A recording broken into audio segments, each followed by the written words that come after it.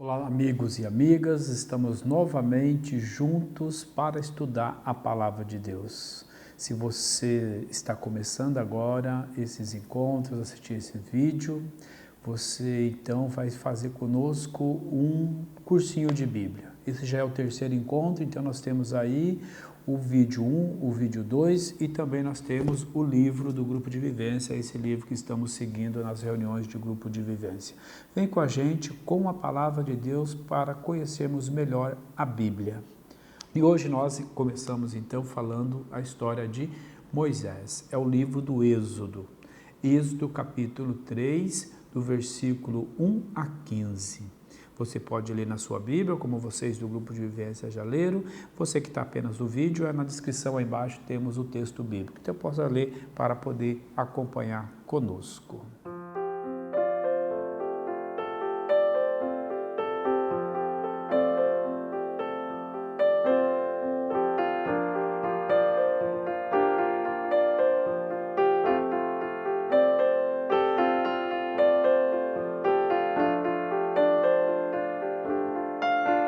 Como vimos então, Jesus partiu de Moisés para falar ao casal de Emaús. E dizia que Moisés, eles achavam que Jesus seria o libertador de Israel. Moisés é o libertador de Israel, a partir desse texto então que nós lemos. Moisés está pastoreando o rebanho do seu sogro. Se nós fôssemos ler um pouquinho antes, tem a história do nascimento de Moisés, as parteiras, a mãe de Moisés, colocar Moisés no cestinho, soltar na água, e Moisés cresceu dentro do palácio do imperador, do faraó do Egito. Moisés foi criado como um príncipe do Egito pela filha do faraó, mas também foi amamentado e cuidado pela sua mãe de sangue. Ao mesmo tempo que foi mãe de leite, foi mãe de sangue, e ela também educou Moisés. Então Moisés, com toda a cultura de um egípcio, de um príncipe egípcio, Moisés também tem todo o sangue, toda a realidade do povo hebreu.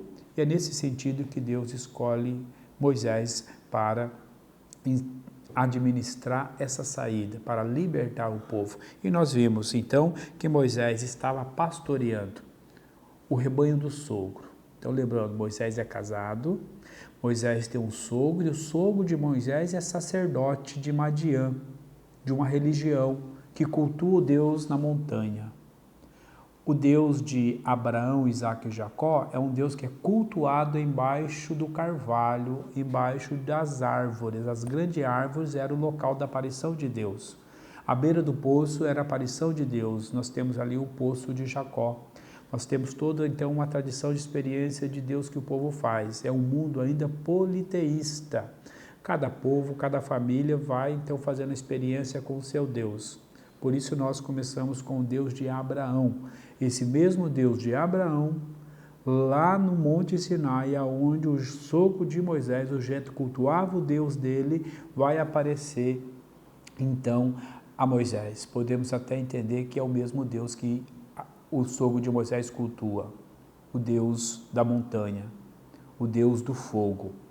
Por isso que Deus se manifesta na sarça ardente como chamas de fogo. É o anjo de Deus que aparece e pede a Moisés: tira a sandália, porque onde você pisa é um lugar sagrado, é o espaço de Deus. Pedimos que fizesse também a experiência de tirar o calçado, a ler o texto, para fazer essa experiência, descalço. Um gesto, então, de estar a serviço de Deus. Moisés, então, fica na dúvida, como é isso? Quem é esse que aparece para mim? E Deus vai falar, eu sou o Deus de Abraão, o Deus de Isaque, o Deus de Jacó, o Deus dos seus pais. Olha interessante isso, eu vi a aflição do meu povo no Egito, eu ouvi o grito do meu povo no Egito, e eu desci para libertá-lo. E eu te escolhi, é você que vai meu nome.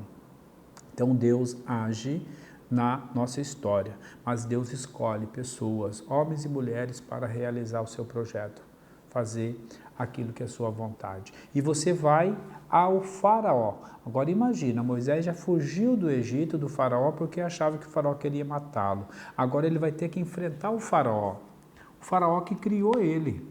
faraó que deu toda a liberdade para a sua filha criá-lo, ou que seja o filho do faraó, que seria tido como irmão de Moisés. E Moisés vai ter que fazer um enfrentamento agora, libertar o povo. Claro que o faraó não vai deixar libertá-lo, porque é escravo, é mão de obra, e o faraó, os egípcios, precisam dos escravos lá.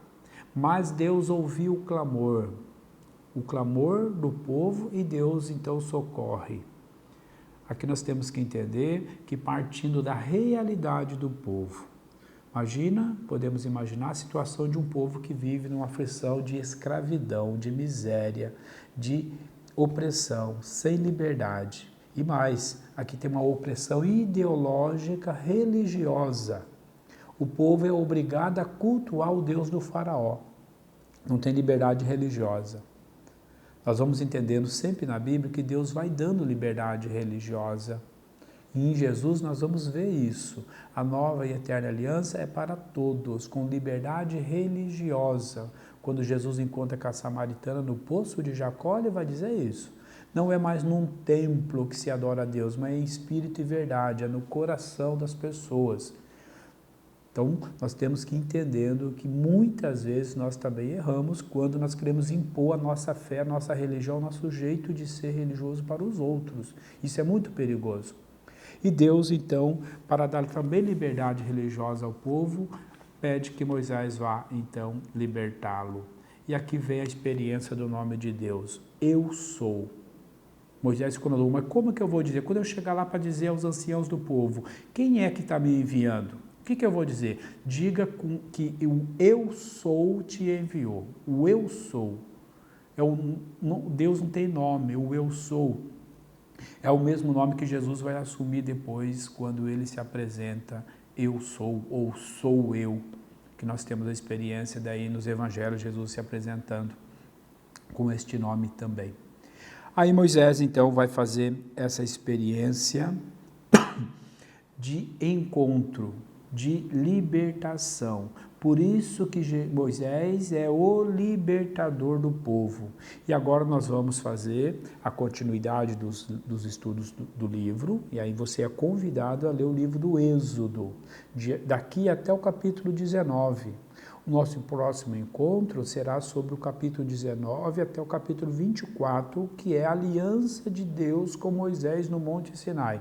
Nós não vamos conseguir ler todo o texto agora, mas você leia, aqui vai ter a narrativa da Páscoa, a narrativa da saída, tem a narrativa das pragas do Egito, o confronto de Moisés com o faraó e a saída do povo para chegar no deserto e aos pés do Monte Sinai. O objetivo principal, nós já falamos do nosso grupo, do nosso estudo, é fazer o estudo da aliança de Deus com Moisés e o povo no Monte Sinai. É o estudo dos 10 mandamentos, para nós entendermos depois a aliança de Jesus com o povo. Essa é a aliança do meu sangue, a nova e eterna aliança.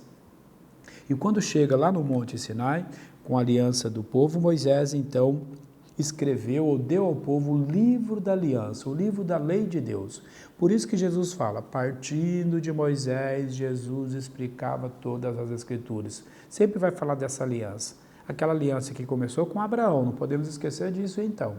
Abraão, Isaque e Jacó, e agora essa aliança é renovada com Moisés na Páscoa e assumido o compromisso com o livro da aliança, que é os 10 mandamentos, depois temos a Arca da Aliança. Então, no próximo encontro, nós vamos falar sobre isso. E Moisés encerrou, então, o livro lá no capítulo 24, o livro da aliança apenas, né? No capítulo 24, não todo o livro do Êxodo.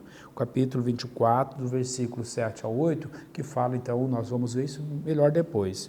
Tudo o que Javé falou, nós faremos e obedeceremos. Então, Moisés tomou o sangue e aspergiu sobre o povo e disse, este é o sangue da aliança que Javé faz com vocês, através de todas essas palavras. E essa aliança será renovada, então, como dissemos, com Jesus, lá na ceia, a última ceia, Jesus, o sangue da aliança. E depois nós vamos falar mais sobre isso. O que nós precisamos então agora conhecermos melhor, é que nós temos que pontuar algumas coisas da Bíblia. Não vai dar para fazer o curso inteiro sobre a Bíblia, mas é o curso de introdução de algumas passagens, algumas partes da Bíblia. São 8 encontros, estamos no terceiro, depois sim nós vamos ter mais 20 e poucos encontros sobre várias partes, começando em Adão e Eva, e vamos terminar no Apocalipse, vários encontros explicando os demais livros e a história bíblica. Agora nós temos um pouquinho as curiosidades, o partilhando a palavra de Deus. Nós então temos aí as curiosidades, né, o aprofundando a Bíblia, as curiosidades sobre a Bíblia, que não é bem curiosidades, aqui são coisas básicas para entender os textos da Bíblia. Então nós já falamos das divisões dos livros da Bíblia em 2 partes. A Bíblia tem 73 livros, então ela é uma grande biblioteca, Antigo e Novo Testamento, e os livros são divididos em capítulos e versículos.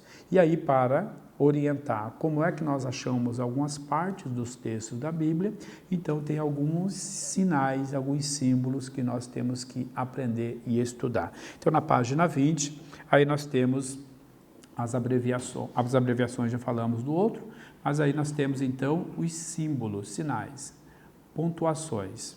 Então nós temos para dividir capítulo de capítulo, capítulo de versículo e versículo de versículo. Então nós temos que saber achar ou encontrar isso na Bíblia. Então, por exemplo, começamos lá com o uso da vírgula. A vírgula é o sinal de pontuação que divide então o capítulo do versículo. Então, se eu tenho o primeiro número, vírgula, o segundo número vem o versículo que nós vamos ler. Depois nós temos o uso do hífen. Então, se nós temos o primeiro número, é o capítulo. O segundo número, o primeiro número, capítulo, um hífen, o segundo número. Se for, então, só um número, o hífen e um outro número, esse hífen é para separar capítulo de capítulo. Então, eu vou ler do capítulo que está no primeiro número, vou até o capítulo que está no segundo número, com tracinho de hífen. Agora, se for depois do versículo, se for o primeiro número, vírgula, um segundo número, hífen e um terceiro número, aí é versículo de versículo. Então, o uso do hífen significa uma sequência de leitura, que pode ser sequência de capítulos ou sequência de versículos. Mas aí, explicadinho melhor, para você poder, então, olhar ali como é que dá essa sequência. Depois nós temos o ponto e vírgula. Então, nós vamos ter ponto e vírgula para citar passagens, né, interrompidas daí. Então, nós temos lá um primeiro número, a vírgula ou o hífen, um segundo número, ponto e vírgula, e vem uma sequência de número. Então, quer dizer, nós lemos a primeira parte e continuamos nessa segunda parte, na sequência também. Então, a separação do ponto e vírgula é para falar citações diferentes, capítulos diferentes, versículos diferentes, na mesma passagem bíblica que nós queremos. Depois nós temos o uso do ponto final. O ponto final, pontinho, então, também é para separar dentro, né, de um mesmo capítulo. Então, se eu não é sequência, aí eu pulo. Se o hífen é uma sequência, né, dentro do capítulo do versículo, o ponto final é para pular. Então, eu tenho lá o capítulo, né, nesse caso que nós lemos do Êxodo, capítulo 3, se fosse ponto 5, eu ia ler o capítulo 3 e o capítulo 5. Então, o ponto fosse um E, significaria um E, né, o primeiro e o segundo. E se for de versículo, mesma coisa. Então, eu pulo os demais e vou direto àquele um que está após o ponto. O hífen é sequência, lê na sequência, e o ponto é para pular. É o primeiro e aquele que está. Também bem explicado aí no livro. E aí nós temos algumas letras, podemos ter sequência de letras. No caso, às vezes nós temos um S, por exemplo. Vem a passagem do capítulo, do versículo, capítulos e um S seguinte, né, à frente. Significa o versículo seguinte ou o capítulo seguinte. Somente o, né, ou o seguintes. até terminar aquele texto no contexto que eu estou lendo ali. Então, o S significa acrescentar após a leitura, né, o versículo seguinte. Se for 2S, é os versículos seguintes, tá? Na sequência daí. Simplesmente uma forma de dizer para continuar a leitura, para não precisar colocar os números. E aí também algumas letras que vêm diferente. No S é simplesmente para dizer o seguinte, mas se nós temos uma citação que após o versículo venha o A, o B, o C ou o D, algumas letras após o versículo, significa que aquele versículo ele é grande e eu quero pegar apenas algumas partes, não quero ler ele inteiro.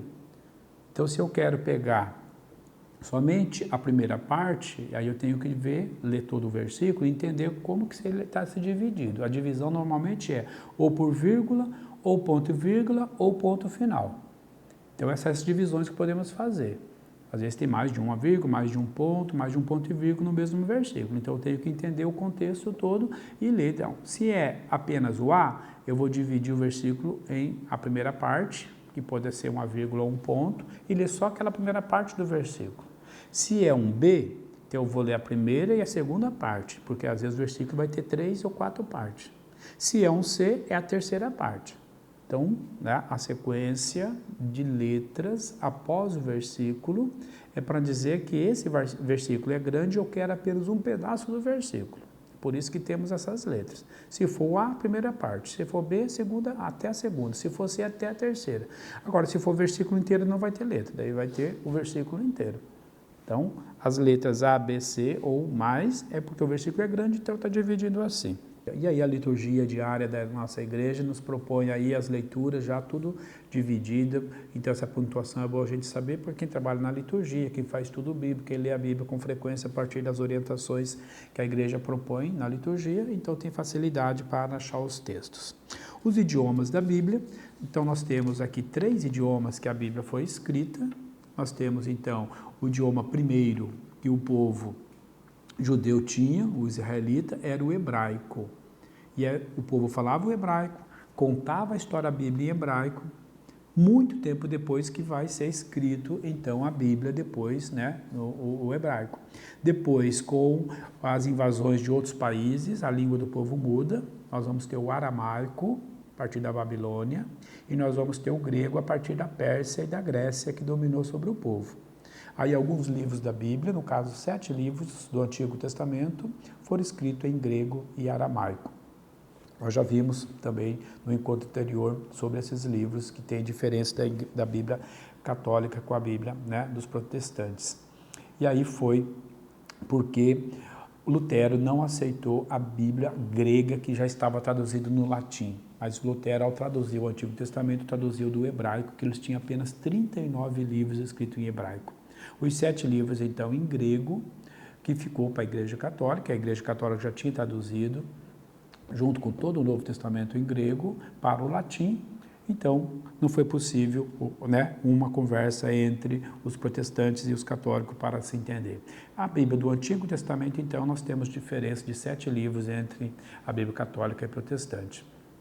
Aí no livro, então, na página 21 e 22, você tem essas explicações melhores e até mesmo como é que se escreve aí o grego, o hebraico e o aramaico. E nós também tivemos a diferença desses 7 livros que nós já falamos e na aula passada também falamos. Então, para o Antigo Testamento, os livros que são diferentes, que os protestantes não têm, é o livro da sabedoria, primeiro e segundo livro de Macabeus, Tobias, Judite, Baruque, Eclesiástico. Então, esses 7 livros que nós, católicos, temos a mais na nossa Bíblia. Todos eles foram traduzidos já pelos judeus, antes de Jesus, para o grego. Jesus usou os 46 livros do Antigo Testamento em grego, como também o hebraico. Depois, entre os judeus, não se entendiam muito, então resolveram fazer a Bíblia hebraica e tirar os 7 livros gregos da Bíblia hebraica que os judeus usam até hoje. E é essa a Bíblia que Lutero traduziu do Antigo Testamento. O Novo Testamento não tem problema nenhum, foi todo ele usado em grego. Aí o material que foi usado para se escrever a Bíblia. O primeiro material para ser escrito era o barro. Fazia-se umas tabuinhas de barro, quando está secando se desenhava as letras, secava no sol ou no fogo e virava então um tablet. Hoje nós falamos do tablet, o computadorzinho que nós temos para uso, então ele vem já dos egípcios a partir do barro. Aí nós temos o papiro, que é uma planta do rio Nilo. Na nossa região também se planta o papiro, mais para decoração, não para escrita. E o papiro é feito, então, em forma de uma palha bem fininha, em forma de uma folha, e se escreve em cima dele. Não tem muita durabilidade. E depois o pergaminho, que é o couro de animais, principalmente da cabra, do boi. Esse couro curtido é feito em forma, então, de livros ou folhas grandes de livros, se desenha, se escreve com tinta em cima disso. E ele vai durar muito mais do que os demais.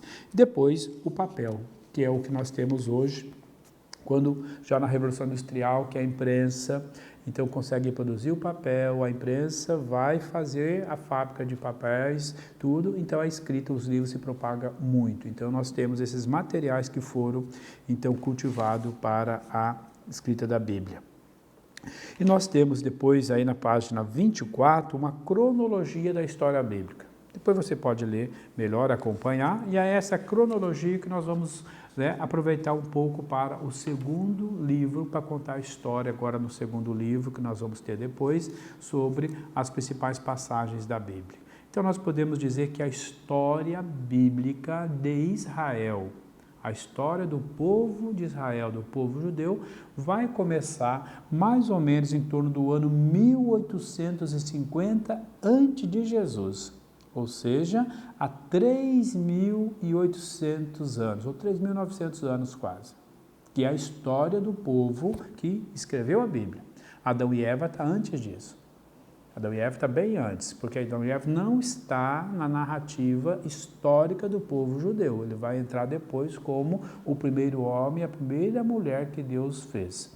Nós vamos ver isso depois, então, no novo livro. Então, a história partiu mais ou menos do ano 850 com Abraão, mais ou menos no ano 1250 com Moisés, e aí nós vamos tendo, então, essa história, a cronologia histórica da Bíblia, para a gente estar entendendo. E aqui vai até Jesus, ou até o Ato dos Apóstolos, ou até o Apocalipse. Nós vamos fazer essa caminhada bonito do estudo da Bíblia com vocês, e quem está sozinho, lendo em casa, assistindo o vídeo, ou mesmo lendo a Bíblia e o livrinho também. E você pode participar da seguinte forma, ou pelo número do WhatsApp que está aí na tela, ou mesmo comentando aí no vídeo. A partir do comentário do vídeo também nós vamos estar na descrição colocando o texto bíblico e as perguntas. Agora nós vamos postar já as perguntas respondidas do primeiro encontro, do segundo encontro e também do terceiro encontro. Aí na página 26 você tem aí então o exercício, exercitando aí o conhecimento bíblico a partir desse estudo aí. O que significa vírgula, ponto e vírgula, o hífen, as letras, como que cita os livros, quantos capítulos que tem o Pentateuco e algumas citações como você lê. E aí nós vamos corrigir isso a partir da descrição do vídeo aí, no canal do DATV. Espero que você esteja gostando. Se isso está acontecendo, você tem que marcar um joinha aí, clica que está gostando disso.